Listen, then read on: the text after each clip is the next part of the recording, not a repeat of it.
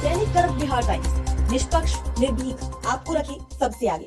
नमस्कार, आप देख रहे हैं DKBT न्यूज। तो चलिए रुक करते हैं आज की प्रमुख और बड़ी खबर पर। मुश्किल में फंस गए अखिलेश यादव, रणनीति का दिखा उल्टा असर, अपने ही उठा रहे फैसले पर सवाल। राज्यसभा चुनावों में क्रॉस वोटिंग करने वाले समाजवादी पार्टी के 7 विधायकों में से 5 ऊंची जातियों के थे। इनमें से 3 ब्राह्मण व 2 ठाकुर थे। समाजवादी पार्टी के अध्यक्ष अखिलेश यादव मुश्किल में फंस गए हैं। ओबीसी, दलितों और अल्पसंख्यकों पर उनकी रणनीति का उल्टा असर हुआ है और ऊंची जातियों और पीडीए वर्गों ने उन पर तीखे हमले किए हैं। हाल के राज्यसभा चुनावों में क्रॉस वोटिंग करने वाले सपा के 7 विधायकों में से 5 ऊंची जातियों के थे। इनमें से 3 ब्राह्मण व 2 ठाकुर थे। उनकी शिकायत थी कि समाजवादी पार्टी ने समावेशिता की नीति छोड़ दी है। ब्राह्मण विधायकों में से एक ने कहा, पीडीए हमारे लिए कोई जगह नहीं छोड़ता। जिस तरह से स्वामी प्रसाद मौर्य ने सनातन धर्म की आलोचना की और अखिलेश यादव ने इस मुद्दे पर चुप्पी साधी रखी, उससे साफ पता चलता है कि उन्होंने मौर्य की आलोचना को अपनी सहमति दे दी है। फैसले पर उठाया सवाल। पार्टी लाइन के खिलाफ जाकर गुरुवार को अयोध्या में राम मंदिर का दौरा करने वाले विधायकों में से एक मनोज पांडे ने कहा, अधिकांश विधायक मुख्यमंत्री के नेतृत्व वाले प्रतिनिधिमंडल के साथ अयोध्या जाना चाहते थे। हमें लगा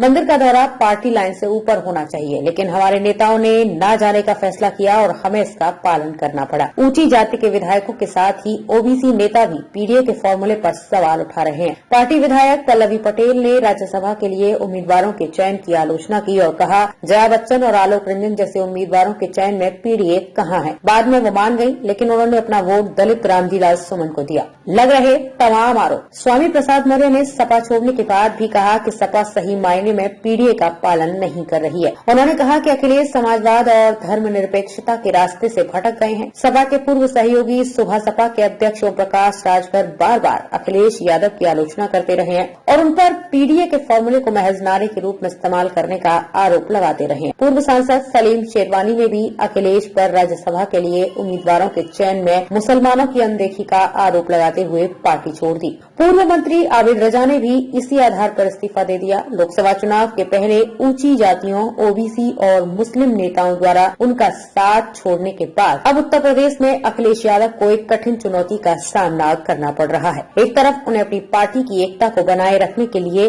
और दूसरी तरफ अपनी नीतियों के प्रति अपने मतदाताओं के विश्वास को बनाए रखने के लिए कार्य करने की जरूरत है। इसके लिए राजनीतिक कौशल की आवश्यकता है। खबरों में अब तक के लिए बस इतना ही। फिर होगी आपसे मुलाकात ऐसी किसी बड़ी और खास खबर के साथ। तब तक के लिए नमस्कार और देखते रहिए DKBT न्यूज।